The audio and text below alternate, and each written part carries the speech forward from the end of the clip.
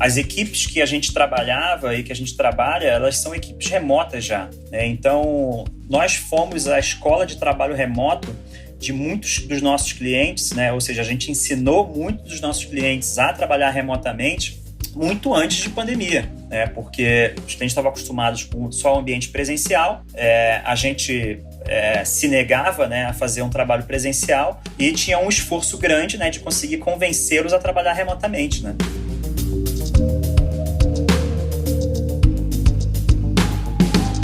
Eu sou Gustavo Passi e esse é o EmpreendaCast. Aqui a gente explica a teoria na prática. Olá, amigos sonhadores! Este é mais um episódio que a gente vai conhecer a teoria na prática. Está presente comigo aqui na mesa virtual do EmpreendaCast, Silvestre Mergulhão. E aí, Silvestre? Fala, Gustavo, beleza? Prazer estar aqui com você para bater esse papo hoje. Muito bom, cara. Se fosse resumir em 133 caracteres, o que você faz? Como é que você resumiria? Nossa, mas é tanta coisa. Pode ultrapassar os caracteres, eu Não, deixo, tranquilo. vai. Mas enfim, eu sou pai, sou cervejeiro, sou atleta de Araque e atualmente atuo como CEO da Impulso. Muito bem. É um clássico aqui do EmpreendaCast a gente colocar uma música favorita sua na playlist. O que você deixa pra gente colocar lá na playlist do EmpreendaCast, até pra gente saber Legal. O que o mergulhão escuta? Eu gosto de muita coisa, mas especialmente nesse momento eu vou querer Trem Bala, a música do Jetlag com a remixagem do Vintage Culture. Beleza, então bota lá na nossa trilha. Você que tá afim aí de escutar tudo que já pediram aqui no EmpreendaCast, corre lá na playlist do EmpreendaCast no Spotify e divirta-se.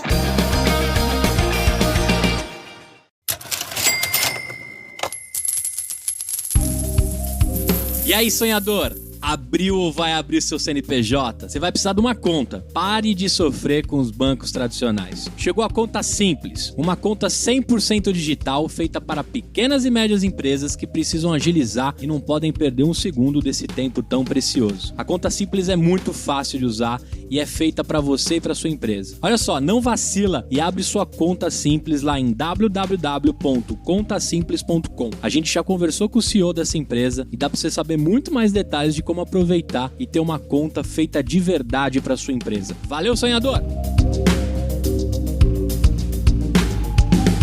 Mergulhão, seguinte, cara, você personifica mais um case profissional que se forma em alguma área de tecnologia e assume um posto de liderança executiva. Tô falando bobagem ou não? Não, tá corretíssimo. Diante disso, como é que foi o começo da sua carreira, cara? Você já começou desde o primeiro momento trabalhando remotamente? Você já era um cara diferenciado? Eu queria que você contasse assim a sua carreira e qual o momento que dá aquela faísca empreendedora em você. E eu não poderia deixar que você falasse também dos momentos do Hora Certa, né? Que rolava lá. Hora extra. Hora extra que rolava aí com os encontros. Né? Deixar um salve pro Natan, que podia estar aqui comigo, mas Natan, desculpa, eu vacilei em não te convidar, cara. Mas conta aí, mergulhão. Então, eu acho que sempre teve um quesinho empreendedor, né, na minha vida, né? Em 1998, ou seja, faz um certo tempo isso aí, eu era garoto, eu tinha, sei lá, 15, 16 anos na época, e eu vendi o meu primeiro site da minha vida, assim. Foi um negócio, foi a primeira coisa que eu fiz para a internet que eu vendi e ganhei dinheiro, foi em 1998. E naquela época eu já era bastante conectado, né, com tecnologia, então eu já estava estudando HTML pra caraca, estudava Perl, né, a linguagem de programação lá do passado também, depois eu comecei com PHP, enfim. Não, Anima, cuidado aí que você vai entregar a sua idade, hein, velho? Exatamente, mas, cara, é isso aí, né? Os cabelos brancos não deixam mentir também, né? Então... Pode crer. Acho que a veia empreendedora, ela já vem de muito tempo, mas uma boa parte, na verdade, né, da minha carreira foi atuando como técnico mesmo, né? Como programador, né? Coder, e foi assim até que acabei caindo lá no Hora Extra, né? Então, eu comecei a trabalhar com Ruby on Rails, né? Na verdade, eu conheci Ruby on Rails quando o Ruby on Rails tinha nem a versão 1 ainda, era a versão 0, qualquer coisa, né? Mas já rolava aquele ambiente da internet moderna, né? Da internet, da web 2.0. Já começava a ter essas coisas, começava a aparecer aquelas bibliotecas JavaScript mais avançadas, né? A internet estava começando a se modificar aí lá para os anos de 2004, né? Mais ou menos. E E aí acabou que para 2005, 2006 mais ou menos, a gente formou um grupo aqui no Rio que veio se tornar depois o Hora Extra, né? E era basicamente um monte de nerd, né? Um monte de programador que sentava na mesa do bar para beber e falar mal das empresas que trabalhavam. E do código dos camaradas que trampavam junto. Exatamente, porque assim, a gente já... Naquela época, né, eu, por exemplo, já estudava Ruby on Rails, que era uma linguagem e um framework super modernos, né, para aquilo que era usado na época, né, era tudo que existia no ambiente corporativo em termos tecnológicos, era, sei lá, Java, uma coisa muito, muito parruda, muito pesada, que para você como codificador que queria fazer uma coisa rápida e colocar no ar era muito complexo, né, era difícil de aprender, né, e o PHP e depois o Ruby on Rails veio meio que para tentar tornar as coisas mais fáceis e mais dinâmicas, né. E a gente queria trabalhar com essa coisa mais moderna, já queria trabalhar com desenvolvimento ágil, a gente já estudava Extreme Programming, por exemplo, né? Eu fui, de certa forma, o pupilo do Vinícius Teles, que é um dos precursores, né, do desenvolvimento ágil, em específico do Extreme Programming aqui no Brasil, né? E a gente queria trabalhar com isso e as empresas do Brasil não tinham isso. E sobretudo no Rio de Janeiro, então, estava muito longe. E então a gente sentava no bar para falar mal das empresas que a gente trabalhava, porque a gente tinha as soluções, só que não conseguia levar isso pro ambiente corporativo que a gente Quando é que os caras vão atualizar o framework, né, velho? Era a reza dos caras lá, né? Exatamente, Enfim, então acabou que foi nesse meio aí que apareceu o Hora Extra e aquilo ali que se tornou, assim, um caldeirão de gente, né? Que se tornou amigo até hoje. Né? Então, toda a galera do Hora Extra, apesar da gente não se encontrar mais semanalmente, né, como era, tem grupo do WhatsApp, todo mundo fez laços de amizade, tem pessoas que se tornaram padrinhos de casamento, de filho e tudo, né? Então, realmente foi uma coisa muito, muito boa, assim, que uniu, né, a comunidade carioca, né, de tecnologia, né, e que depois acabou se expandindo, né? Porque isso... Tiveram outros Hora Extras, né, acontecendo em outros lugares, né? Então a gente acabou influenciando positivamente bastante gente. Teve também o Dev in Rio, né, que foi um evento grande que a gente fez de tecnologia aqui no Rio, trouxe gente do país todo para cá. Enfim, tudo meio que organizado no caos, digamos assim, né? Que legal, cara. E aí você dando continuidade, o Hora Extra foi até quando? Cara, a gente se encontrou até, sei lá, 2013... Talvez Legal. até 2014, né? De vez em quando rolam os encontros aleatórios, porque muita gente também foi morar fora do país, né? Entendi. E aí, de vez em quando aparece no Rio de novo, a gente vai, então vamos se encontrar, pô. Já que tem alguém que foi morar fora e tá aqui visitando, né? Então vamos se encontrar de novo. E aí tem sempre o grupinho, né? E tal. Então a gente foi realmente bastante tempo, assim, muitos anos, né? Se encontrando quase que semanalmente, né? Depois, nesse meio tempo, também aconteceu, no meu caso, né, uma coisa importante. Eu comecei a trabalhar para os Estados Unidos, né? E comecei a conhecer o ambiente de startup do Vale do Silício, só que já trabalhando remotamente. Então, eu estou falando aí de 2006, mais ou menos, foi quando isso começou, né? E aí, para mim, foi louco, né? Porque eu saí do ambiente corporativo que eu falava mal aqui, né? Para trabalhar com tecnologia de ponta, com desenvolvimento ágil, né? E começar a trabalhar com equipes remotas, né? E então, isso aí foi o que depois moldou, né, todo o meu futuro, digamos assim, né? E você ficou quanto tempo nessa empresa? Que momento que eu queria que você fosse andando na linha do tempo, né? Com todas as empreitadas que você fez até chegar na Impulso. Legal, isso foi até 2010, né? Eu trabalhei no Rede Parede, né? E nós éramos uma startup, mas uma startup pequena, né? E isso foi muito legal porque eu conheci profundamente, né, esse ambiente de startup, que realmente no Brasil, em 2010, né, quando eu fundei a então HE Labs, ninguém falava em startup, não existia esse... Quase que não existia esse conceito, né, aqui no Brasil. Era empresário, né? Você não era startupeiro, era empresário que a gente falava. Exato. Não existia isso. Não existia VC, né, não existia investimento em empresa desse tipo. Existia, mas era muito incipiente, né? Era para muito pouca gente, né? Essa é a real. E aí, enfim, então, em 2010, o que aconteceu? No meio daquele caldeirão lá do Hora Extra, eu pensei assim, cara... O ambiente do Brasil não está mudando, alguém precisa fazer alguma coisa. Como ninguém quer fazer nada, então faço eu. Eu vou resolver essa bucha. Vou resolver essa bucha.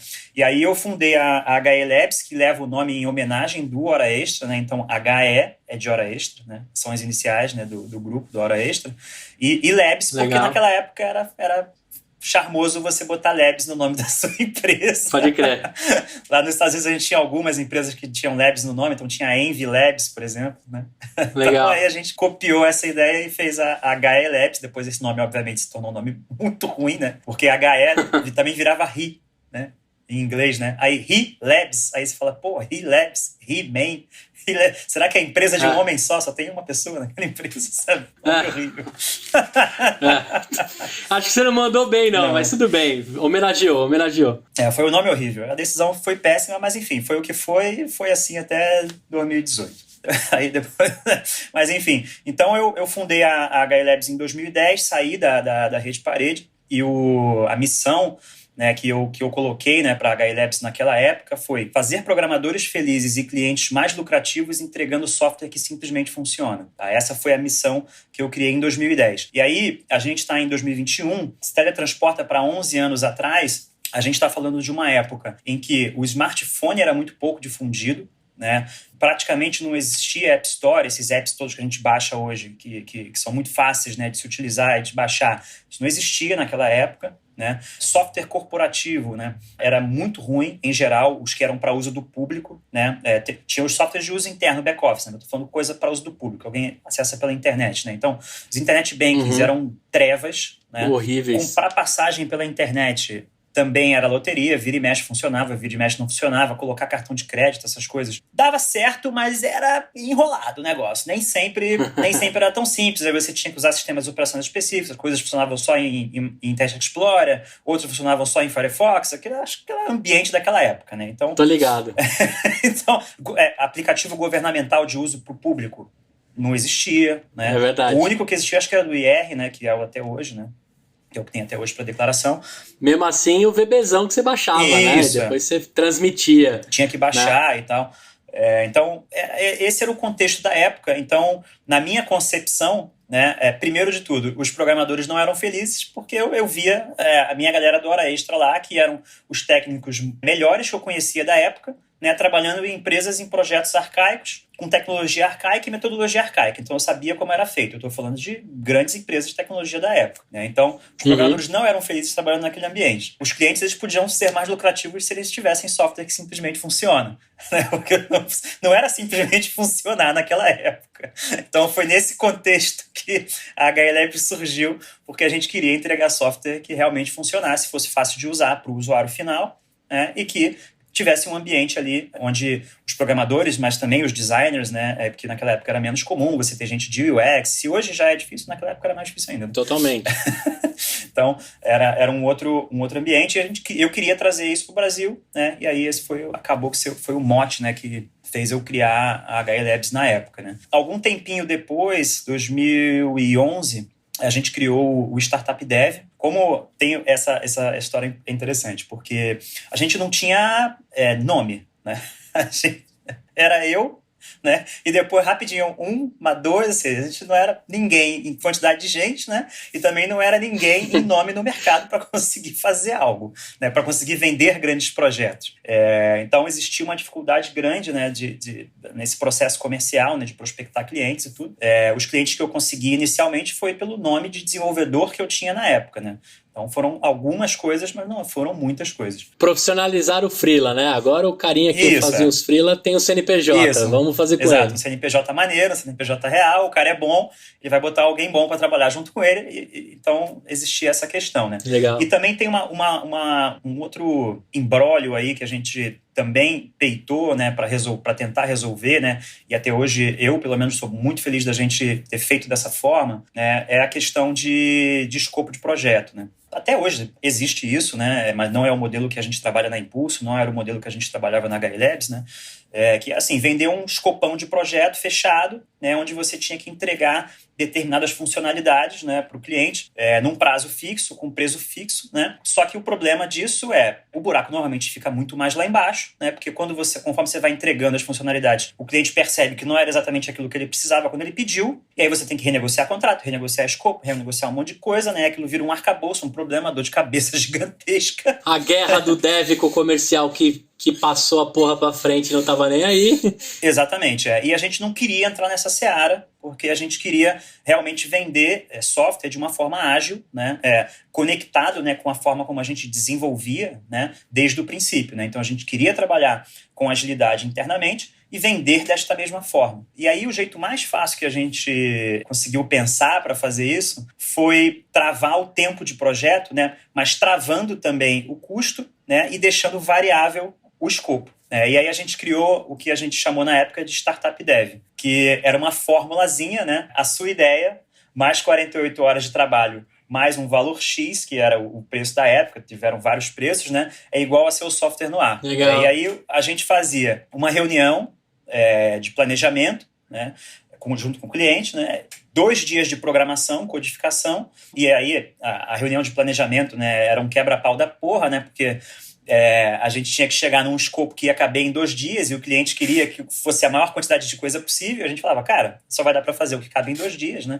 Claro que nós éramos programadores bem experientes, então a gente tinha noção ali realmente de quanto tempo ia durar para fazer aquilo ali, né? E aí no final do 2º dia de trabalho de codificação em si, a gente tinha um projeto no ar rodando web, né? Que legal. Dentro de um escopo que a gente tinha debatido dentro do primeiro dia de projeto, né? E aí, nessa época, era uma loucura, né? Porque começou a pipocar o lance de startup no Brasil, tanto é que a gente usou o Startup Dev como um nome comercial, né? Que foi muito bom. Então, muitas startups, muitos startupeiros de hoje, eles aprenderam com a gente como é que corta escopo para fazer projeto software, né? Pode crer. Porque a gente era chato pra caraca para conseguir cortar escopo, né? Porque a gente sabia que a gente só tinha 2 dias para desenvolver, então tinha que fazer, né? E a pergunta da época era assim, quantos % do Facebook você faz em 2 dias? Ah, é? A resposta já era assim, então, deixa eu pensar aqui. Não, o Facebook já deve ter uns 1.000 programadores, eles estão fazendo isso desde 2000 e não sei quanto, deve dar mais ou menos 0,0001%. Mas todo cliente vinha pedindo isso. Todo cliente vinha pedindo, mas quanto por cento do Facebook você faz em 2 dias? O pessoal não estava conectado com a realidade do que era criar um projeto de tecnologia. Era pastel de verdade, né, que eles queriam. E a gente, de certa forma, cara, foi através do Startup Dev, né, a gente começou a difundir, né, essa cultura, né, do Lean Startup, né, de você validar, né, então a gente conseguia, efetivamente, em 2 dias, criar um projetinho, né, chame de MVP, chame como quiser, mas a gente conseguia criar um projetinho web que estava no ar e que com ele era possível validar aquilo que o empreendedor precisava, né? Muitos empreendedores, por ter uma visão muito big do projeto, né, por imaginar, não, se eu não fizer tudo, meu cliente não vai comprar, aquela história que a gente já conhece, né? Então, achavam que com aquilo não conseguiria validar, mas do nosso ponto de vista, que a gente já tinha passado por aquilo várias vezes, né, a gente sabia que com isso aqui você vai conseguir validar aquilo que você precisa para eventualmente você conseguir um investimento anjo, para eventualmente você conseguir botar dinheiro com mais convicção de para qual lado você tem que seguir. Que legal, cara. Então, foi muito interessante esse experimento do Startup Dev. E a gente executou, cara, sei lá, uns 80 projetos nesse modelo. Né? Tem algum curioso, assim, que deu muito certo, ou que era muito diferentão? Você tem algum case legal, assim? Cara, tem um case, inclusive, que se tornou o nosso cliente com mais tempo de casa, né? O Atende Simples, ele é um PABX virtual, né? uma espécie de PABX virtual, mas ele usa telefonia real. O projeto não foi porque a gente que fez, não. O projeto é animal, né? E o André, que é o empresário que tá por trás do projeto, é um cara super capacitado, super inteligente e soube ser muito diligente, né, com o projeto. Depois do Startup Dev, cara, eles ficaram com a gente 8 anos trabalhando no projeto. Que legal. Animal. Tá Até hoje, não. Agora eles estão com equipe própria, obviamente, né? Estão desenvolvendo a partir de equipe própria interna, mas foi um projeto que ficou com a gente até hoje e deu super certo, né? Hoje os caras se juntam no happy hour para falar mal dos primeiros códigos que vocês fizeram, tenho certeza absoluta.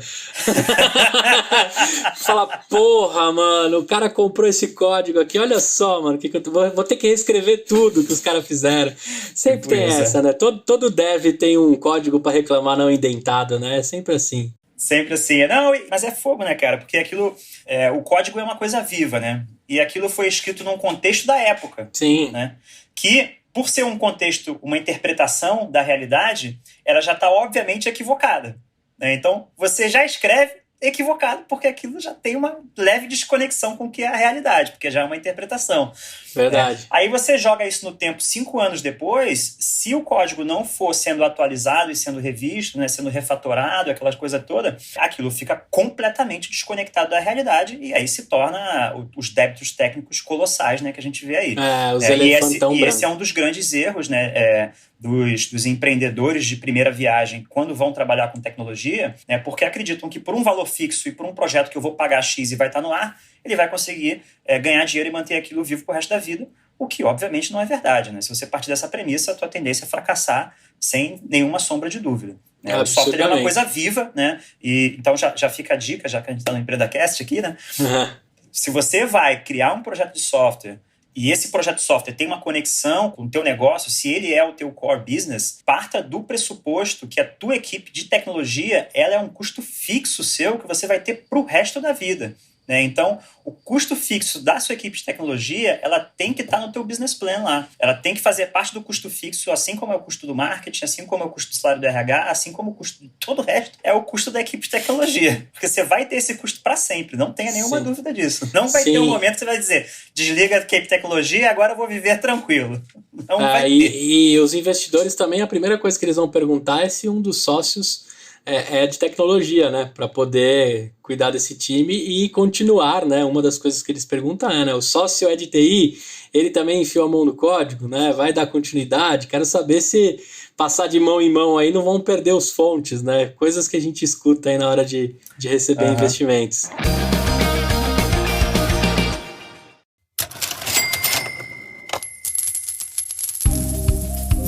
Você aí que tá lavando louça, limpando a casa, fazendo aquela faxina enquanto escuta o EmpreendaCast, eu tenho uma dica especial da nossa patrocinadora. Para você que tá nessa situação, meu amigo, você precisa conhecer a Ive. São produtos naturais que têm um cheiro maravilhoso, não fazem mal à saúde e vêm em cápsulas para economizar plástico. Ou seja, a Ive é amiga da natureza. Sim, tudo entregue na sua casa mensalmente por assinatura. Na boa, não sei como ninguém tinha pensado nisso antes. Usa lá o cupom EmpreendaIve e pega o seu descontinho. IVE que é yvybrasil.com. Acessa lá e prestigia essa patrocinadora que é uma linda. Cara, agora é o seguinte, em 2018 você assumiu como CIO na Impulso, né? E depois, atualmente você está como CEO, né? Isso. E eu queria saber o seguinte, cara, feito toda essa experiência sua, toda essa montagem do mergulhão, né? Que a gente já sabe que vai pousar agora na Impulso. O que você está aprontando com a Impulso? O que ela resolve? Qual a dor do mercado? O que você se enfiou aí? Né? A gente sempre fala assim nesse sentido porque o empreendedor ele sempre está procurando uma sarna para se coçar, né? Ele sempre está procurando um problema para ele resolver, ele sempre está procurando algo que incomodava ele. O que você encontrou que te incomodava na Impulso para a galera saber do que a gente está falando aqui? Tá. Primeiro, então, é importante falar como é que a gente chegou na Impulso. Tá bom. Né? Como é que a gente chegou à conclusão de que a Impulso era a solução e não a HI Labs? Certo. Era tipo um spin-off da HI Labs, a Impulso? Foi tipo um split que a gente fez. Foi uma mudança grande de modelo de negócios. Né? Na HI Labs, nós éramos uma espécie de boutique de software. Né? Então, a gente trabalhava com pouquíssimas linguagens de programação, né? Ou seja, o set de coisas que a gente podia atuar era pequeno, porque a gente tinha um time, eu vou botar entre aspas aqui, mas que é verdade, de certa forma, um time de estrelas. Né? A gente construiu um time, não só com uma cultura muito forte, mas um time muito experiente, né? E seguindo um processo que a gente criou, de certa forma, mas que na verdade, uma extensão do que é o Extreme Programming, né? Com um mindset e uma cultura muito forte. Né? Então, para um profissional conseguir trabalhar dentro da nossa cultura, né, ele tinha que querer se tornar muito bom e ele tinha que querer trabalhar da forma como a gente trabalhava. Isso tem uma parte boa, por um lado, né? Por outro lado, ela é equivocada. Né? Por quê? Para trabalhar com a gente precisava de um tipo X de profissional específico e que na minha própria visão, tanto é que fui eu que fiz isso, né? Na minha própria visão, ele era o profissional perfeito, ele era como eu achava que todo profissional deveria ser, né? Então, eu achava que todo profissional deveria querer se desenvolver, por exemplo, em termos de comunicação, para saber negociar de um a um com o cliente. Eu partia desse pressuposto, de que o profissional deveria desenvolver isso obrigatoriamente para se tornar um bom profissional. E assim como isso, tinham várias outras premissas, né, que eu assumi, né, e que a empresa, de certa forma, respeitava, né, que cara, se esse profissional não quer se desenvolver nisso, ele não tem como trabalhar com a gente, e eu acho que ele está se desperdiçando porque ele poderia ser um profissional melhor se ele quisesse aprender esse tipo de coisa. Enfim, essa hoje se mostrou uma premissa errada, e tem uma outra questão que também complementa isso, foi o seguinte, né? No começo da HI Labs, a gente tinha um leque de pequenos clientes, né? Então a gente criava muitos projetos do zero. Né? Por exemplo, o próprio Atende Simples que eu comentei aqui, né? Ele é um projeto que começou com a gente. Então, é o que o pessoal desenvolvedor chama de greenfield, né? A gente começou do zero. Tinha um campo verde lá para a gente fazer tudo que a gente precisava do jeito que a gente achava que deveria ser. Conforme os nossos clientes foram crescendo, né? A gente foi conquistando projetos maiores em clientes muito maiores. Esses clientes já chegavam com projetos, né? Precisando de mais gente para adentrar dentro do processo que não era o nosso, era o deles. Né? O processo do cliente. Então, isso quebrava o nosso modo de trabalho. Por quê? Porque os profissionais que estavam trabalhando com a gente queriam trabalhar dentro do processo que era o nosso, porque o nosso processo era o bom, era o certo, né? Botando entre aspas aqui. E aí a gente percebeu, com o passar do tempo, que esse ponto de vista nosso ele era muito equivocado. Porque, na realidade, o que a gente descobriu foi que o profissional não vai ser pior se ele não quiser conversar com o cliente, se ele não quiser desenvolver sua oratória, por exemplo. Ele pode ser bom pra caraca, sendo um cara que só vai resolver pino grande dentro de uma equipe que é só técnica. E não tem nada necessariamente errado nisso, é só uma opção de vida. Então, isso, de certa forma, foi um amadurecimento meu, né, que eu comecei a perceber isso, e isso ficou muito conectado com a necessidade dos nossos novos grandes clientes, né? Que é assim, cara, eu preciso arrumar um cara, uma pessoa, né? Ou seja, homem ou mulher, né? Que vai estar muito conectado, não necessariamente só com a minha cultura. Ele tem que estar conectado com o modo de trabalho do cliente. E aí que veio essa grande sacada que cara, não existe um profissional bom ou ruim. Não existe uma empresa boa ou ruim de se trabalhar. O que precisa é a gente encontrar as pessoas que querem trabalhar nas empresas certas e que tem esse fit, esse match, não só técnico, mas o de soft skills também. Então, uma empresa não é exatamente ruim ou boa só porque ela é hierárquica ou achatada. E o profissional não é bom ou ruim, pior ou melhor, de certa forma, só porque ele gosta de trabalhar com muita criatividade ou pouca criatividade, por exemplo.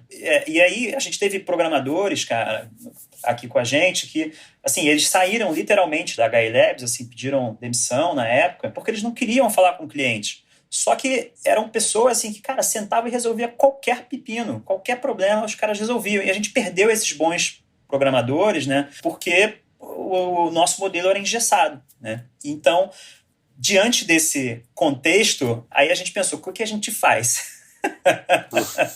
E aí a gente criou, na época, né, um workshop, né, chamado Workshop de Organizações Exponenciais.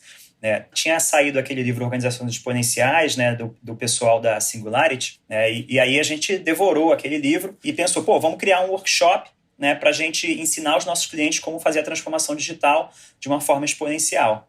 Né? E aí a gente pensou assim, mas antes de vender isso, vamos executar na gente próprio, para ver como seria a gente criar uma versão exponencial da HI Labs. Legal. Né? E aí, ao executar esse workshop na gente próprio, em nós mesmos, saiu o conceito que depois se tornou a Impulso. Então, o que a Impulso faz, né, é criar times, né, que crescem com qualquer tipo de empresa. A gente faz montagem e alocação de times perfeitos para seus projetos e desafios. O que significa isso? Não importa como é o tipo da sua empresa, não importa como é o tipo do seu projeto, a gente tem a capacidade de conseguir encontrar os profissionais com os soft skills e com as hard skills necessárias para ter o fit perfeito. Né? E a gente faz esse acompanhamento desse fit ao longo do tempo, né, para garantir que esse fit continue acontecendo, né? E caso esse fit deixe de acontecer por algum momento, que a gente consiga resolver isso o mais rápido possível, seja realinhando os objetivos dentro de um modelo possível, seja fazendo a troca das equipes ou dos profissionais da forma como for mais fácil. E aí, para conseguir fazer isso dessa forma, o que a gente criou na Impulso foi uma espécie de plataforma, né, que tem uma comunidade, que hoje conta com mais de 74 mil profissionais nível Brasil. E aí são profissionais de todas as vertentes, né, da tecnologia, para desenvolver produtos digitais. Então, não só programadores, né, mas também designers, gente de QA, gente de UX, né, gente de infra, gente de dados. Né? Então, a gente cria, né, essas extensões de times para empresas de todos os portes. Né? Legal ter conhecido, e acho que foi essencial a gente falar do Hora Extra, porque quando você me confidenciou que era um monte de cara que queria trabalhar com coisas legais em empresas talvez que não tinham aquilo, era o match perfeito que vocês discutiam no bar. E no final a Impulso faz isso, né? Então, exatamente. Se existisse a Impulso na época da Hora Extra, possivelmente toda aquela galera teria dado match com as suas empresas e conhecido os locais que eles gostariam de trabalhar e com a cultura e a aplicação que eles gostariam, né? Exato. E fazendo essa análise em retrospecto também, é fácil perceber que do nosso grupinho existia um tipo de empresa que a gente gostaria de trabalhar, mas existiam provavelmente 1 milhão de outras pessoas de outros grupos, né, ou que não se juntavam em grupos e que estavam felizes onde eles estavam trabalhando. E tudo bem também, porque exatamente não tem certo e não tem errado. Só que eu só fui descobrir isso depois. Cara, muito bom. É legal também, admiro e parabéns pela sua humildade de... Acho que algumas coisas que a gente escutou aqui no seu discurso, né? Eu amadureci, né? Era um pensamento que eu tinha. Eu acho que foram pontos legais que você contou aqui, que como a jornada do empreendedor, né? Às vezes a gente acha que tem o melhor time, que tem o melhor produto, que tem a melhor solução, mas às vezes a gente fica cego da própria coisa que a gente está apostando. E são poucas pessoas que estão dispostas a mudar, a construir, a pivotar, já que é uma palavra tão comum, né? Tão batida já, né? Mas pivotar os nossos interesses, os nossos achismos, né? Também é uma atitude nobre, né? Parabéns, porque no seu discurso você não escondeu isso, né? E eu achei muito legal quando você falou, cara, eu amadureci e entendi, né? Que era esse ponto, esse e aquele. Agora, cara, falando um pouco de Impulso, assim, eu tenho muito sonhador que é programador, que é desenvolvedor, arquiteto de software, tem todo tipo aí, a gente tem bastante gente de tecnologia. Eu fui programador também, mergulhão, eu programei em ASP, né, eu era da época do ASPão, 3 camadas, com as DLL feitas em VB, com SQL, graças a Deus me arrancaram de lá, porque eu era um programador bem nota 4, assim, nota 5, sabe? Acho que muito inspirado era nota 6. Eu sabia que eu não ia passar daquilo. E aí logo os caras falaram, né, vamos puxar esse cara pro comercial, que pelo menos ele conta história boa, ele vende o software bem, né? Se ele programasse tudo que ele fala, vamos ver se ele vende tudo que ele fala, né? E acabaram me levando pro comercial. Mas eu lembro bem, cara, que desenvolver antigamente, né? Pô, eu desenvolvi um software de CRM antes do Salesforce entrar com tudo no Brasil. A gente tinha na época era uma empresa fundo de quintal, a gente não chamava de startup. Mas, cara, a gente queria fazer um software como serviço. E no Brasil era muito difícil, uns anos atrás, você vender um software como serviço. Porque nenhum cliente se encaixa ao software que você está criando, cara. Era mais ou menos dar murro em ponta de faca. Né? Então você falando, né, que você adequava, que teve os 80 clientes, era justamente aquele momento que rolava a guerra comercial dev. Porque você estava lá fazendo SaaS, né, bonitinho, né, esse software, vamos evoluir o produto. Aí chegava o cara do comercial e falou, cara, vendi pra net, só que os caras não querem nada disso daqui dessa tela. Essa tela tem que dar uns pulos, tem que ter a HoloKit aqui, tem que ter umas paradas diferentes, e os caras vão pagar bem, mano, vocês fazem? Aí os devs sempre falavam, porra, mano, mas vai destruir todo, né, todo o conceito de software como serviço e tal. Aí vinha o dono da empresa e falava, cara, vamos entregar porque a gente precisa desse dinheiro. E eu lembro que era um Frankenstein, cara. Quem nunca pegou um software que era Frankenstein do Frankenstein, né? E eu chegava até a comentar às vezes no código, eu falava assim, Deus te abençoe quando você chegar nessa linha de código. Se der problema, seja lá o que vai ser da sua vida daqui pra frente. E aí eu deixava até o meu e-mail, minhas coisas, que eu falava, cara, se você chegar aqui porque deu pau, com certeza você vai me xingar no futuro. Mas é legal ver o quanto isso evoluiu, né? E também diante de um livro, né? Que mudou o mindset de vários empreendedores, né? De vários líderes executivos, organizações exponenciais, é um clássico.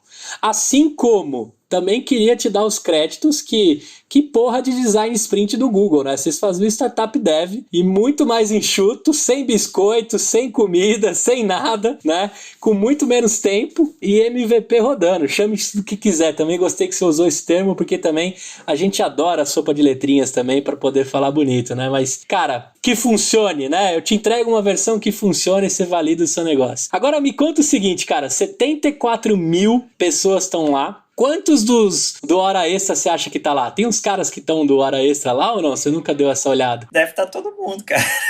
Todo mundo deve ter uma continha lá. Legal, muito bom, cara.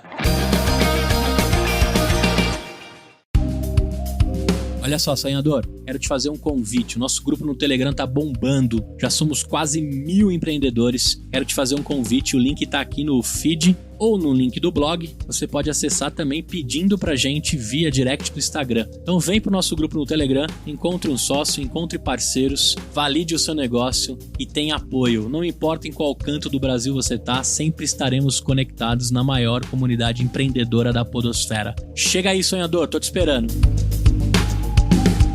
Agora, quando a gente fala dos clientes, quais foram os principais impactos assim, no relacionamento e aderência das entregas da Impulso? Porque assim, como era difícil há 10 anos atrás vender, era também difícil vender há 9 meses atrás, 10 meses atrás, né? Se a gente voltar até a pandemia. Mudou como você vendia Impulso depois da pandemia ou não? Não. Como que era a aceitação? Me conta aí. Sabe por que não mudou? Porque você falou de um tópico que a gente acabou não comentando, né? Nós somos uma empresa remote first, desde o começo, né? Então, as equipes que a gente trabalhava e que a gente trabalha, elas são equipes remotas já, né? Então, nós fomos a escola de trabalho remoto de muitos dos nossos clientes, né? Ou seja, a gente ensinou muitos dos nossos clientes a trabalhar remotamente muito antes de pandemia, né? Porque a gente estava acostumados com só o ambiente presencial, a gente se negava, né, a fazer um trabalho presencial e tinha um esforço grande, né, de conseguir convencê-los a trabalhar remotamente, né? Então a gente acabou ensinando, né, muitos dos clientes a trabalhar remotamente, né, mesmo a contragosto, né? Porque uma parte considerável dos clientes só aceitou trabalhar remoto com a gente porque eles já estavam no talo, assim, tipo, não dá mais para esperar. Tem que botar a gente para dentro para entregar o projeto, então aceita aí remoto mesmo e vamos embora. Então, muitos clientes aceitaram só porque eles já deviam estar provavelmente com a corda no pescoço. Depois, obviamente, percebiam que a coisa funcionava eventualmente até melhor do que presencialmente, né? Então, do ponto de vista nosso, assim, não mudou muita coisa. A nossa operação ela já é 100% remota. Todas as equipes internas e os impulsos são remotos, né? Então, para a gente, em termos de processo e tudo, isso não mudou, né? Claro que, por conta da pandemia, a gente passou a ter outras questões, né? Muita gente psicologicamente afetada, eu não vou me descartar também desse meio, né? Mas aí são problemas que são da pandemia e não do trabalho remoto. Sim, sim. Mas pessoas já acostumadas com esse lance da liderança remota, do dia a dia remoto, do compromisso, né? Acreditar mais na palavra do que em ver o cara bater presencialmente lá. Exato. Ou não, né? A gente tem todos os processos e tudo, na verdade, dentro da empresa para que funcione remoto, né? A gente tem todo o nosso ambiente de trabalho, na verdade, ele é todo digital já há muito, muito, muito tempo, né? Então, a gente está do trabalho remoto, a gente está 100% aderente ao trabalho remoto, né? Você lembra do livro do Basecamp, né, da 37 Signals, o Remote? Eles têm um livro chamado Remote, né? A gente foi study case daquele livro, né? E esse livro, se não me engano, é de 2012, sacou? Sim, sim. Então, assim, porque eles também faziam remoto já, né? Eles já tinham essa questão do remoto, apesar deles terem escritório. Assim como nós, a gente tem um escritório aqui no Rio de Janeiro, só que é um escritório conceito, né? Então é um escritório todo bonitão lá, mas não é um escritório para as pessoas trabalharem lá todo dia, né? Até porque aqui no Rio de Janeiro quase não tem ninguém da empresa, a maior parte das pessoas são de fora do Rio. Então a gente foi caso de estudo, né, desse livro. Não fomos os únicos, né? Tem outras, né, empresas que também foram estudo de caso, mas nós fomos um deles, né? Então tem lá até a menção nos créditos. Que legal. Também tem um grupo de estudo francês, né, que visita a gente a cada 2, 3 anos. Eles vêm visitar a gente aqui. Tiveram agora em janeiro, mesmo com a pandemia, eles vieram aqui para se atualizar, né, do que a gente tinha evoluído de 3 anos para cá. E aí a gente foi até mencionado no TED deles, que foi organizado lá em Paris e tal. Enfim, então a gente já é referência de trabalho remoto, já não é de hoje. Que legal, cara. Mas a pandemia pelo menos ajudou a frente de vendas, ou não? Então, ela favoreceu a gente... Ela resolveu um dos impasses da nossa venda, né? Que um dos impasses é sempre convencer o cliente de que ele pode trabalhar remotamente, né? Com a pandemia, essa parte a gente não precisava fazer, porque ele já era obrigado a aceitar. Sim. Aí ajudou bastante, né? Então facilitou. Mas, por outro lado, também aumentou a competitividade, né? Porque isso que era um diferencial, do ponto de vista do desenvolvedor, né? Isso era um diferencial para nós, né? Porque nós éramos uma empresa que já trabalhávamos 100% remoto. Então, qualquer um que conhecia a Impulse saberia que iria trabalhar remoto, né? E aí, no meio do ano passado, todo mundo virou remoto 100%, então as empresas também se abriram para contratar em qualquer lugar, né? Então, isso verdade. Por outro lado, aumentou a concorrência nesse sentido. Mas agora, assim, vou te confidenciar aqui, né?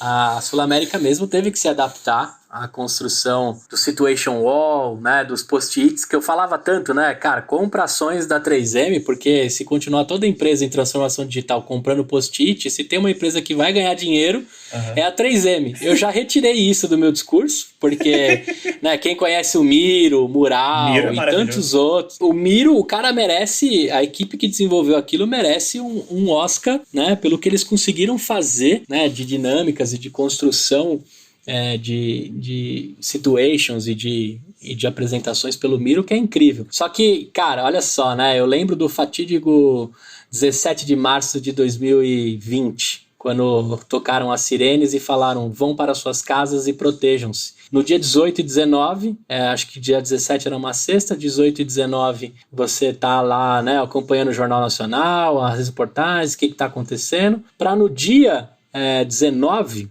né, na verdade, você falar assim, tá, como é que vai ser daqui para frente, né? Primeiro, vou dar um up na minha internet, porque com 20 mega aqui não vai dar para fazer nada. Depois, a gente teve os problemas da cadeira e teve uma série de outras circunstâncias que o trabalho remoto oferece. Que para mim, que não tinha o costume, novas. Para vocês, completamente conhecidas. Aí eu queria saber o seguinte, você que já tem experiência nesse mundo do trabalho remoto, quais são os grandes desafios que ainda existem no trabalho remoto? Não só o lance da posição na mesa, né, da estação de trabalho, da rede, da VPN. O que você vê ainda que são dificuldades do trabalho remoto, mas em seguida coloca as facilidades para a gente já fazer um equiparado? Então, eu acho que as dificuldades, elas são muito parecidas com a do trabalho presencial. Só que no trabalho presencial, a gente tem a falsa sensação de que essas coisas estão resolvidas pelo simples fato de você poder bater no ombro das pessoas e olhar para o rosto delas, né? Então, os quesitos, cara, de liderança, de gerar empatia, de transmitir a cultura da empresa, não de produtividade, mas, enfim, de você conseguir transmitir os objetivos estratégicos da empresa para que as áreas todas estejam caminhando na mesma direção. Então, esses desafios, cara, eles meio que não mudam, eles são os mesmos. Só que, quando você está fisicamente no mesmo lugar, você tem a falsa sensação de que é mais fácil de resolver. É uma coisa que eu não concordo muito. Então, hoje, eu participei de muitas lives e muitas conversas, né? Inclusive com clientes nossos sobre trabalho remoto, sobre como, ano passado, né, em 2020, os clientes estavam arrancando os cabelos, como você comentou, porque não sabia como é que faz, né? Então a gente se prontificou a ajudar muitos, né, desses clientes, né, que tiveram que chavear 1.000 pessoas, 2.000 pessoas do nada, né? E a gente se prontificou a fazer mentorias para muitos dos nossos clientes, né? E essas dúvidas, elas eram recorrentes, né? E eu comecei a responder para gente, a dificuldade é a mesma, cara.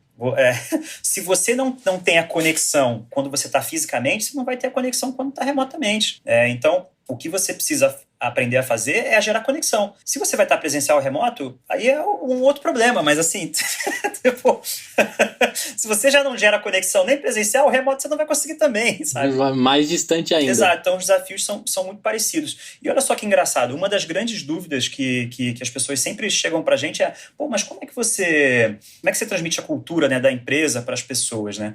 E curiosamente, né, as pessoas chegam aqui na Impulso pela primeira vez, né, nunca tinham conhecido, eventualmente muitas nunca tinham trabalhado remoto, né, a gente foi escola de trabalho remoto, né, para muita gente, né, que veio trabalhar com a gente e tal. E na primeira semana de trabalho tem todo um processo de onboarding, a pessoa assiste uma série de vídeos históricos da empresa, como a gente já é remoto desde sempre.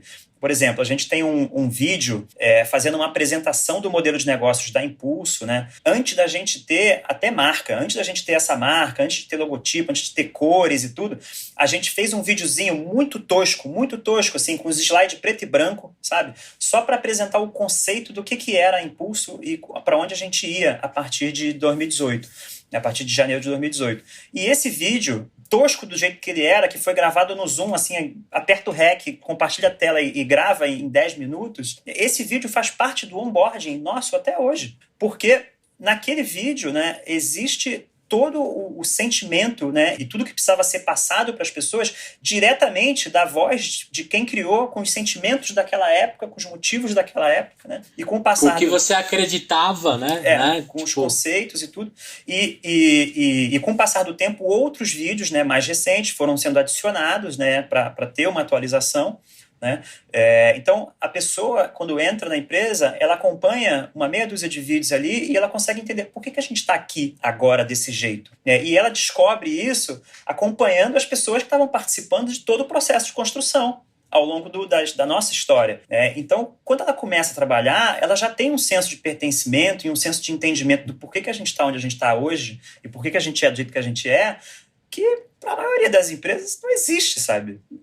Então, ela fala, caraca, nunca me senti tão bem acolhida numa empresa na primeira semana da minha vida. E isso acontece, assim, recorrentemente. Eu nem levo mais susto. No começo eu levava susto. Eu falava, nossa. Então a gente realmente consegue passar a cultura mesmo estando remoto, mesmo sem nunca tendo visto fisicamente, né, as pessoas, né? E isso é muito, muito legal, né? Como é que tá espalhado aí os impulsers, que você chama, né? Como é que tá espalhado no Brasil? Como é que tá os clientes? E o cara que tá ouvindo agora, principalmente quem quer empreender e de repente quer construir uma equipe, quer fazer o seu primeiro software e de repente ele avalia a Impulso como uma alternativa, né? Já que ele vai colocar como custo fixo dentro do que ele vai construir como solução, por que não um time Impulso, né? Com toda a vasta experiência, inclusive de empreendedores que já ralaram aí. Como é que tá a penetração da Impulso e como é que faz para eu contratar você? Eu posso ter um cara, 2 caras, vem o squad todo? Como é que é a parada? Beleza. Então, indo por partes aí, né, em termos de impulsers, né, a comunidade aí, mais de 74 mil pessoas, a gente está espalhado pelo Brasil inteiro, né? Então, a gente está em 100% dos estados, né?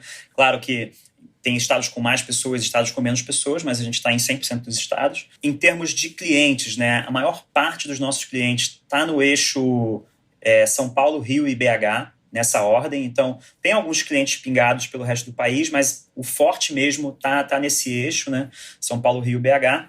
E acho que pela questão econômica mesmo, né, a maior parte das empresas de base tecnológica e que necessitam de equipes de tecnologia estão nesse eixo, mas existem outras, né? Outros polos, né? Também importantes e em crescimento, né? Então, Recife tem se tornado um polo importante, Fortaleza, Curitiba também tem muitas empresas já lá, Porto Alegre. Itajaí. Isso, enfim. Então, tem outros polos, né? Que vêm cada vez se fortalecendo mais, mas realmente tem uma coisa forte aqui nesse triângulo. Em termos de como a gente pode trabalhar, praticamente de qualquer forma, né, de 1 a 1000 profissionais, né? Então, assim, não tem tantas restrições, tá? Empresas muito pequenas, normalmente elas não vão ter funding suficiente para contratar, porque contratar deve, seja terceirizado, seja dentro de casa, é caro, né? Porque é o custo de pessoas, né? E está muito, muito, muito aquecido, né? Então, normalmente acaba ficando inviabilizando para empresas pequenas, empresas que estão sem investimento, e isso até reflete nos nossos clientes, né? A gente tem, basicamente, os clientes são divididos em 2 faixas, né? Ou são startups investidas, né? Que já receberam série B, série C, têm realmente muitos milhões em caixa e estão fazendo um crescimento acelerado, né?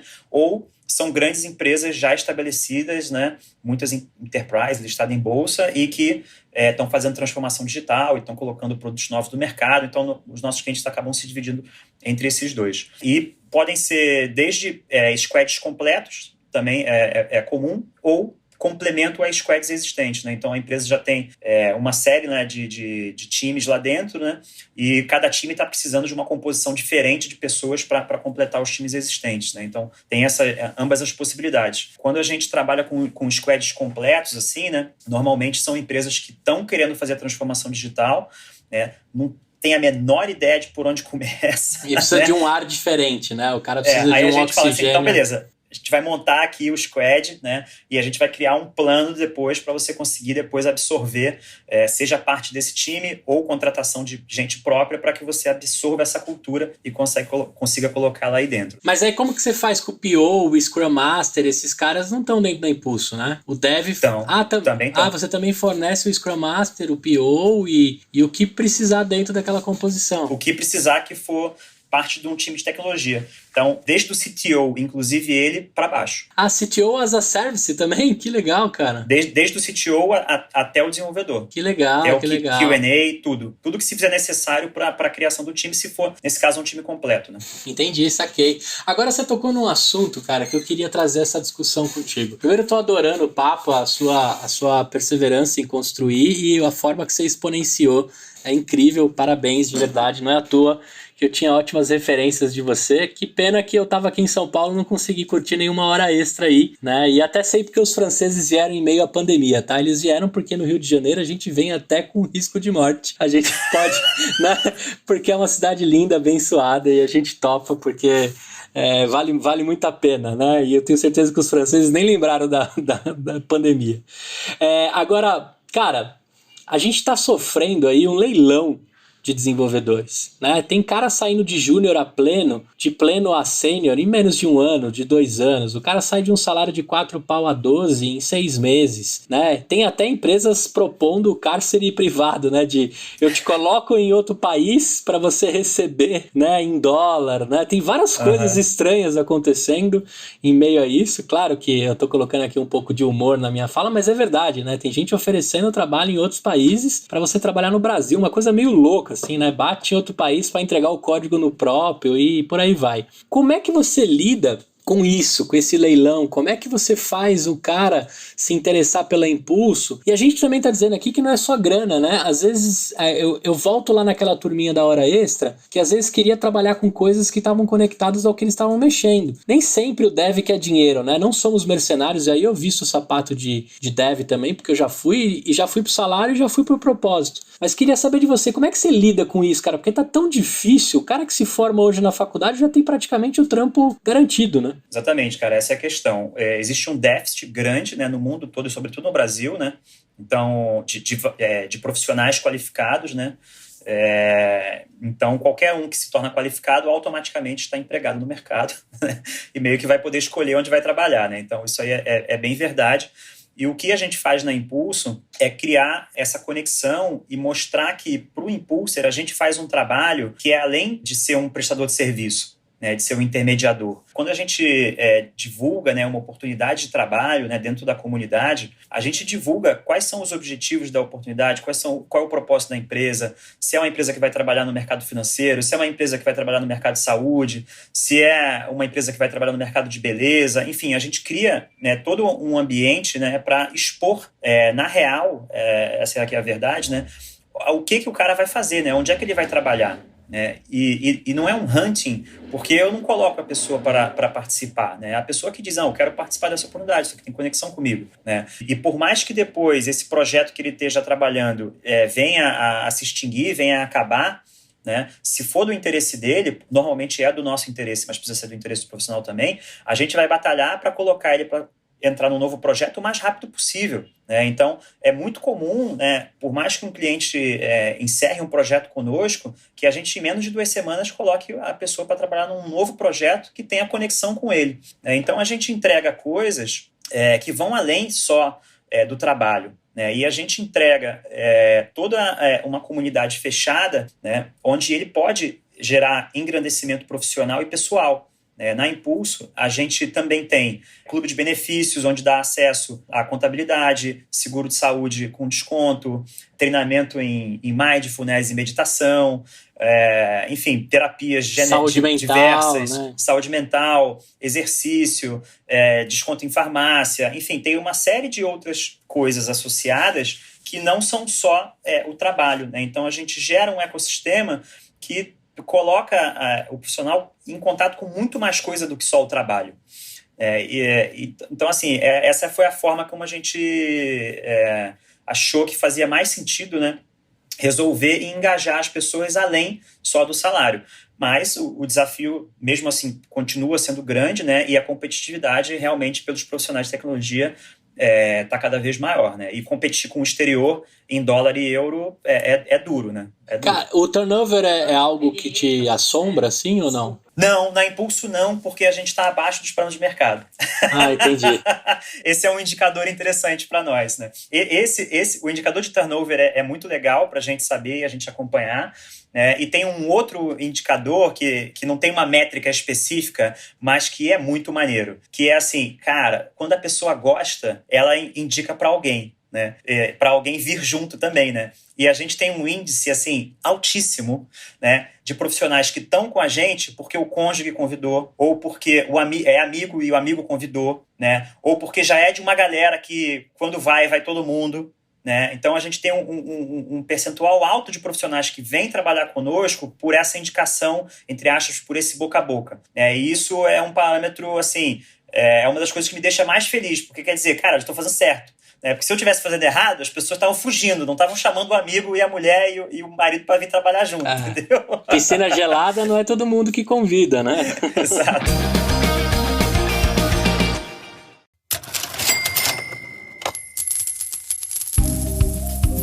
Esse quadro é um oferecimento da nossa patrocinadora e pioneira com o EmpreendaCast, Verity, uma empresa que vai te ajudar na intensificação digital. A Verity é digital de ponta a ponta e todas as soluções são pensadas e orientadas pelo seu negócio. Entra lá no site, encontra os conteúdos, o site tá de cara nova e você também consegue entrar no Telegram, receber materiais incríveis em primeira mão lá da Verity. www.verity.com.br. Siga também nas redes sociais @Verity Digital. Lembrando que Verity é com TY no final.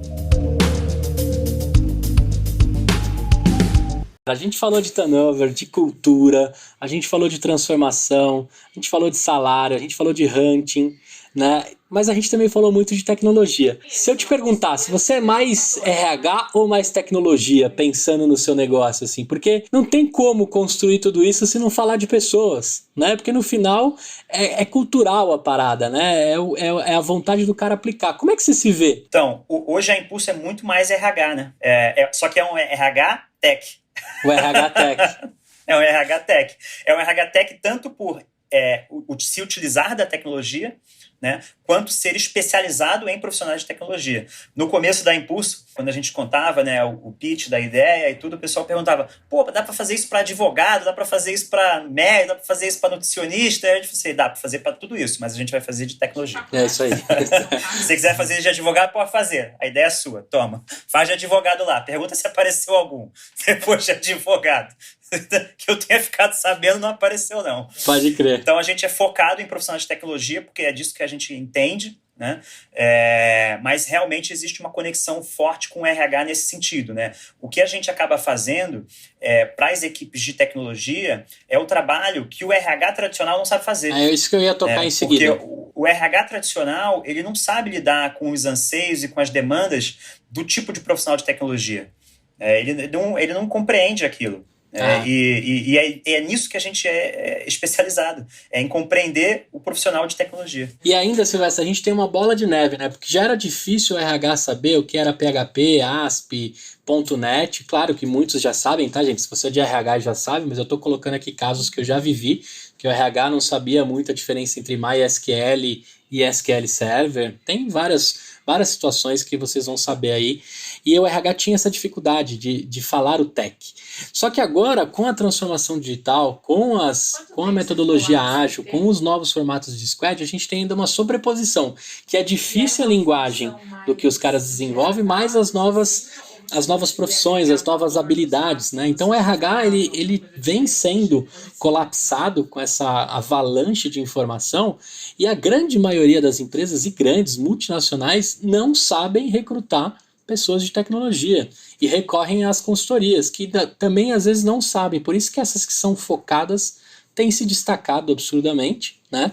E agora, o fato de eu ter uma liberdade, né? Se eu sou o presidente de uma grande empresa, tem um projeto que eu preciso botar para rodar, eu sei da dificuldade e de como o mercado está difícil para esses profissionais. Eu poder fazer um plug and play com a Impulso me soa maravilhosamente bem. Pode ser que no final do dia o total cash fique até menor, né? Porque tem uma série de outras coisas que vêm a reboque, né, da contratação, que às vezes para a empresa não é tão atraente, dependendo do tamanho dela, ou da agilidade, ou da manutenção entre um projeto e outro. Exatamente. A gente tem criado aqui dentro, né, cases, né, exatamente nesse sentido, né, para mostrar o quanto que, mesmo utilizando a terceirização, que a princípio poderia ser mais cara, né, mesmo utilizando a terceirização, isso sai mais barato na conta no final. Eu não tenho dúvida que sai mais barato. E até assim, né, o fato de, poxa, alguém desistiu ou o cara teve uma dor de barriga, a cultura tá alinhada, as pessoas sabem como desenvolver, a substituição também é rápida. Não que as pessoas são descartadas, mas assim, cara, é muito fácil a adaptação, o onboard por meio de uma empresa que já conhece, que já aplica, que já filtra da melhor forma. Então, se amanhã um programador desistir, aquele cara que nunca entregou o software e depois vai embora, né? Que acontece isso, entra outro que chega e resolve na mesma proporção. Né? Eu acho que isso é legal. É legal. E uma outra questão também, cara, que as empresas às vezes têm medo, né? Mas é uma empresa terceirizada, os profissionais não vão ter a diligência, não vão ter a cultura e tudo mais. E na verdade, é o oposto conosco, né? Porque a gente já vai colocar pessoas lá dentro exatamente com a cultura, né? Explicando como é que é a cultura. Por isso. E fazendo o profissional se conectar com aquela cultura. Sim. Né? Então, porque é exatamente isso que a gente faz. Que não necessariamente o RH deles vai entender como é que é a cultura da tecnologia. Pode tentar entender a cultura geral da empresa, mas a cultura do time de tecnologia, cara, é muito difícil um RH ter realmente a sensação. Não vou dizer que não tem. Tem RHs muito avançados, mas não é o mais comum. Agora, tem muito da sua essência aí, né? Aí eu tô resgatando um mergulhão ali que me falou o seguinte, porra, eu acreditava que um profissional completo seria assim, assim, assado, tudo bem que depois você entendeu que talvez não seria o profissional ideal e nem todo mundo quer ser completo como você imaginava, mas o fato de você conhecer o cara, adequar a cultura, a colocar pelo menos o básico que ele teria que ter para se adequar a qualquer tipo de empresa, isso tem muito dessa sua padronização, né? De entender os profissionais que se adequam fácil, que resolvem, que constroem. Por isso que a Impulso deve ter uma facilidade de plugar realmente, né? E as pessoas se adequarem rapidamente, né? Porque a cultura Impulso acaba sendo o estopim para a cultura das outras empresas, né? E pode até modelar as equipes de tecnologia das empresas que estão, né? Das empresas que estão, né? E aí, lembra da missão que eu comentei, né, da HI Labs, né? Hoje a gente tem um novo manifesto, né? Que aí, não vamos descansar enquanto o trabalho não for plenamente realizante, motivador e produtivo para cada pessoa e empresa.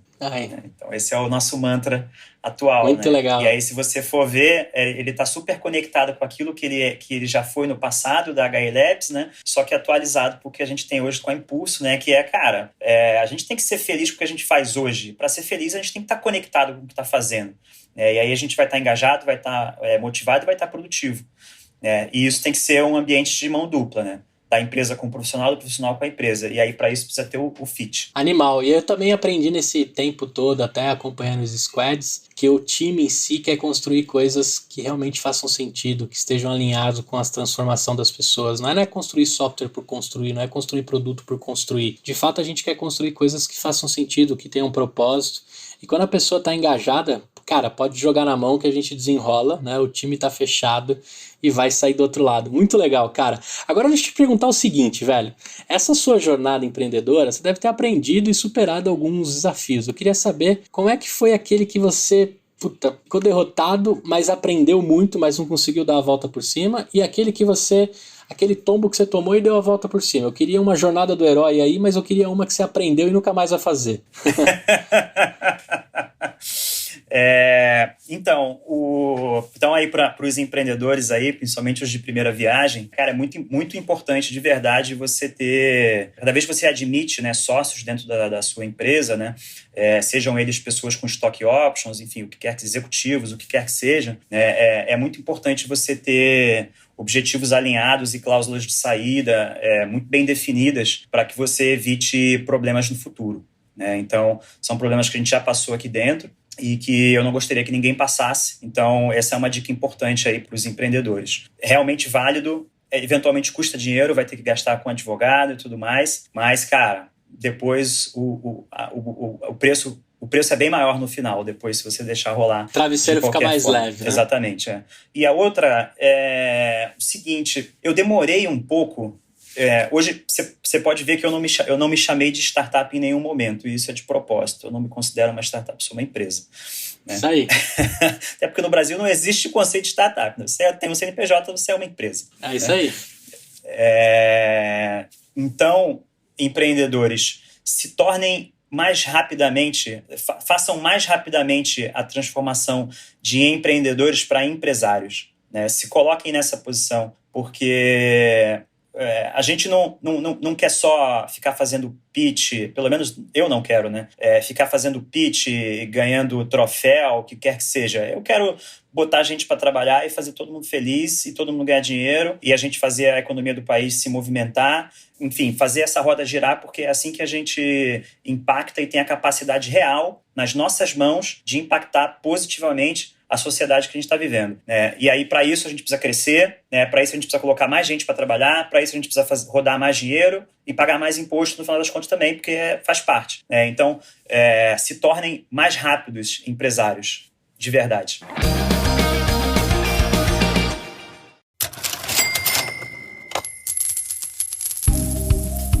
Olha só, sonhador, temporada nova, mais de 100 episódios, e eu queria deixar um recado aqui de um grande parceiro que apareceu em meio a esses 2 anos de EmpreendaCast. É a Save, né? A Save é uma empresa de tecnologia focada em marketing digital. Os caras mandam muito bem em sites, landing pages, e foram eles também que fizeram toda a nova identidade do EmpreendaCast. Eles também manjam de mídias de performance, Facebook, Google Ads, e você pode aproveitar o máximo dessa empresa feita por sonhadores. Um abraço especial pro Rodrigo Teixeira e pro Arnaldo, que são os caras que estão por trás aí, um dos caras que estão por trás da Save. Acessa lá se você estiver precisando começar a identidade da sua empresa, montar um site, começar a vida dela dentro do marketing digital. Acessa lá, Save, www.savvi.com.br, save.com.br, corre lá porque é empresa de sonhador e vale a pena. Eu sei que você é cervejeiro, né, cara? Mas você é cervejeiro que vai pra panela ou você é cervejeiro degustador? Porque tem 2 níveis de cervejeiro. Uhum. Qual que você se classifica? Você pega aí uma receita de Pale Ale, de IPA, né? IPA é qualquer coisa que deu errado, você transforma em IPA a receita no final. Mas qual cervejeiro que você é? Eu sou os dois. Atualmente, eu sou mais bebedor, tá? Mas eu virei muita cerveja na panela, cara, porque lá para os anos de 2007, 2008, era uma dificuldade você comprar cerveja boa aqui no Brasil, né? Praticamente não tinha, né? E nos poucos lugares que tinham, custava muito caro. Você beber cerveja boa custava caro aqui.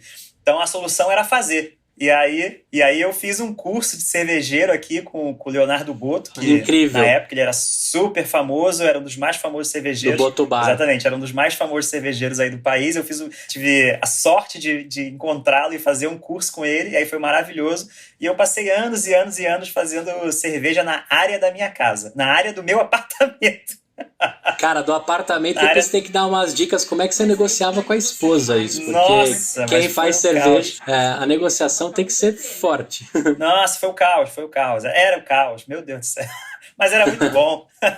Eu tinha um freezerzão que acabava a cerveja, o negócio ia pra lá, e aí depois eu botava em barril logo pra ficar mais fácil do que garrafa, né? E aí depois era toda noite só tirar um É isso aí. Pô, que legal, cara. Você sabe que eu sou idealizador e o criador do Beercast. é um podcast sobre cerveja, tá até hoje, né? Hoje liderado pelos meus antigos sócios. A gente chegou aí a 15 mil ouvintes, totalmente nichado para o mundo da cerveja artesanal, da cerveja importada, né? E a gente troca uma ideia na mesa de bar sem ficar cheirando copo, na verdade, contando pra galera de onde veio aquela cerveja, como você pode fazer e degustar. E quando eu recebi essa informação que você era cervejeiro desse meio, eu falei, poxa, de alguma forma aí a gente podia ter sido brother se eu estivesse morando no Rio, você morando em São Paulo. Porque se a gente não se encontrasse pelo Hora Extra, na verdade o Hora Extra ia encontrar a gente por meio da cerveja e por aí vai.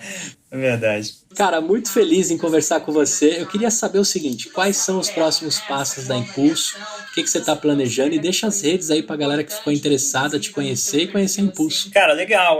A gente tem a nossa ambição aí de chegar em breve nos 100 mil profissionais. Legal, né? Vai chegar, cara. A rede tem crescido bastante, né? Muito rápido, né?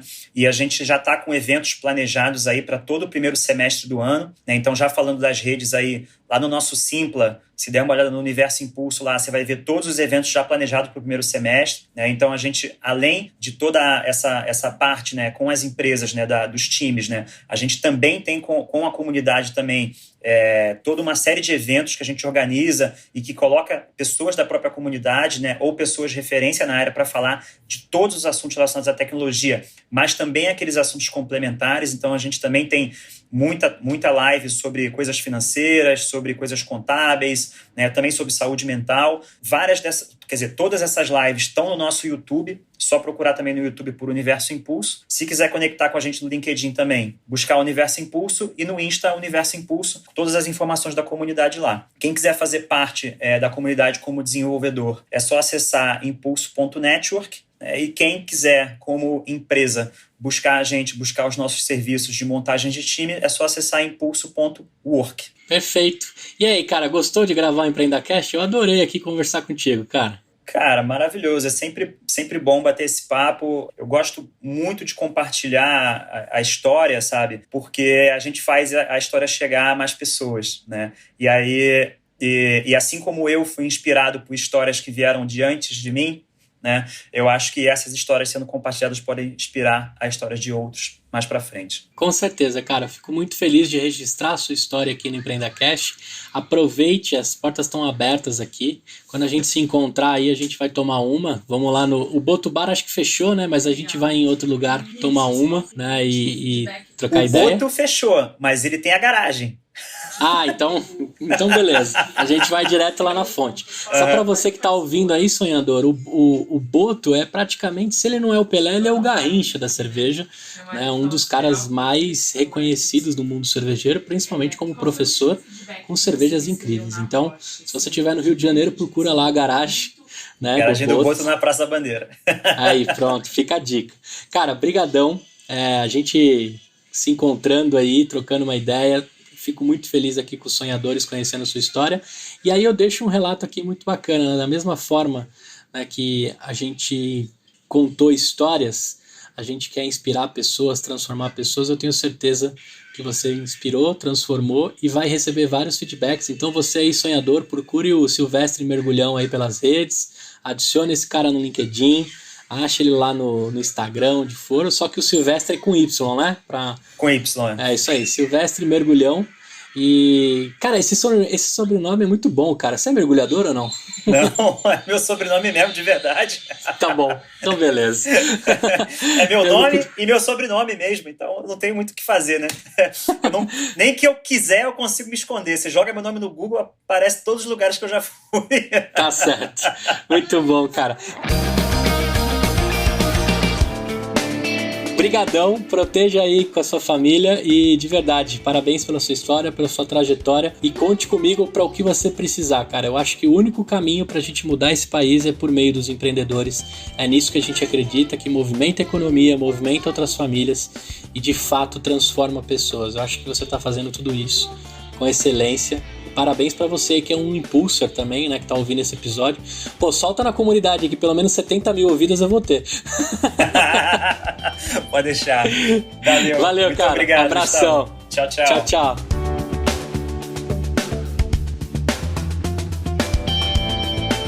Ei, Olha só, presta atenção. Você ficou até o fim do episódio e nem percebeu, né? O tempo voou. Eu quero te fazer um convite. Se você estiver me ouvindo ainda, você pode apoiar o nosso projeto.